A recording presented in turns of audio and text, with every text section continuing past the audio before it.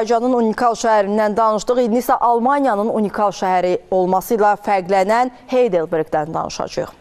Almaniyanın bu şəhərində ölkənin ən fotogenik xarabalıqları ucalır. Almaniyanın ən qədim universiteti, ən uzun ticarət küçəsi də bu şəhərdədir. Tarix və elmin qovuşduğu şəhərdə yaşayan və fəaliyyət göstərən Azərbaycanlılar da var. Almaniya müxbirimiz Günay Məmmədovanın reportajını izləyək.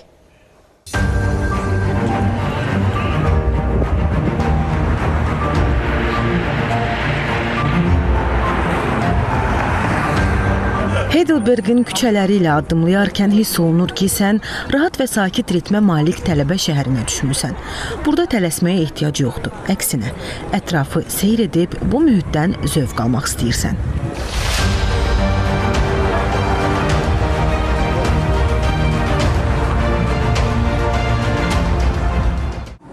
Heidelberg qalasını gəzərkən onun zəngin tarixi ilə yalnız səthi tanış olmaq mümkündür. Onun keçmişi, Almaniya tarixi, reformasiya, Avropa müharibələri, ədəbiyyat və incəsənətlə sıx bağlıdır.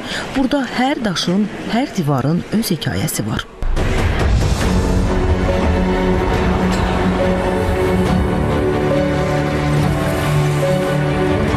Heidelbergi turistlər 19-cu əsrdə şəhərə dəmir yolu ilə getmək imkanı yarandıqdan sonra kəşf ediblər. Onun romantik xarabalıqları saysız hesabsız yazıcı və şairi ilhamlandırıb. Bu şəhər əsrlər boyu Almaniyanın intellektual mərkəzlərindən biri olub. Buna görə də şəhərin qonaqları və sakinləri arasında dünya şöhrətli şəxslərin çox olması təəccüblü deyil. Alte Brücke, köhnə körpü, Almaniyanın ən gözəl körpülərindən biridir və Neckar çayı üzərində yerləşərək Heidelbergə möhtəşəm mənzərə açır. Bu sadəcə bir keçid deyil, şəhərin keçmişi ilə bu günü birləşdirən mühüm tarixi arteriyadır. 1386-cı ildə təsis edilmiş Ruprecht Karl Universiteti Almaniyanın ən qədim universitetidir. Həm də ölkənin ən nüfuzlu ali təhsil müəssisələrindən sayılır. Bugün Heidelberg Universitetində təxminən 30 min tələbə təhsil alır ki, bu da şəhər əhalisinin 5də birini təşkil edir. 3400 tələbə isə xaricdən gəlib.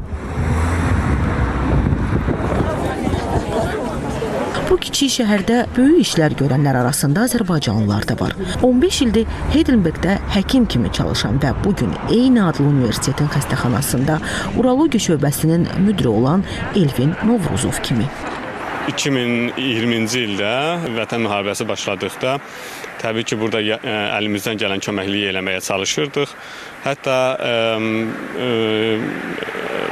bir qrup təşkil olduq, Azərbaycanlılardan ibarət qruplar ayırdıq və onlarla birlikdə bəzi şəhid ailələrinə yardım eləməyə başladıq və bunu artıq 4 ildə qədərdir ki, hələ də yardım eləməyə davam edirik. Almaniyada yaşayan Azərbaycanlı gənclər və Diaspora Komitəsinin birlikdə hazırladığı miting və ya aksiyalarda iştirak etdik. Ümumiyyətlə, Heidelberg Almaniyanın aparıcı tibb mərkəzlərindən biri olaraq dünyanın müxtəlif ölkələrindən olan mütəxəssisləri bir araya gətirir. Leyla Alməmmədova da Heidelbergdə həkim işləyir. Deyir ki, Azərbaycanla bağlılığımızı heç vaxt itirmirik. O ki, qaldı fəaliyyətini Azərbaycanda davam etdirməsinə. Niyə də yox? Yəni, təbii ki, Azərbaycana geri qayıtmağı düşünürük bəzən. Təbii ki, bizdən sonraki nəsil artıq burada böyüyür, uşaqlarımız var və onların da gələcəyi bizim üçün çox önəmlidir və onların fikri bizim üçün çox önəmlidir. Ona görə, yəni, ortaq bir qərarımız olsa, təbii ki, qayıda bilərik. Heidelberg təkcə tarixi və elmi mərkəz deyil, həm də Azərbaycanlı həkimlərin burada uğur qazandığı yerdir. Onlar burada çalışaraq Almaniya səhiyyəsinə töhfə verirlər, rəhbər vəzifələrdə çalışırlar. Bu isə o deməkdir ki, peşəkarlıq sərhəd tanımır. Günay Məmmədova, Azərbaycan televiziyasının Almaniya bürosu, Heidelberg.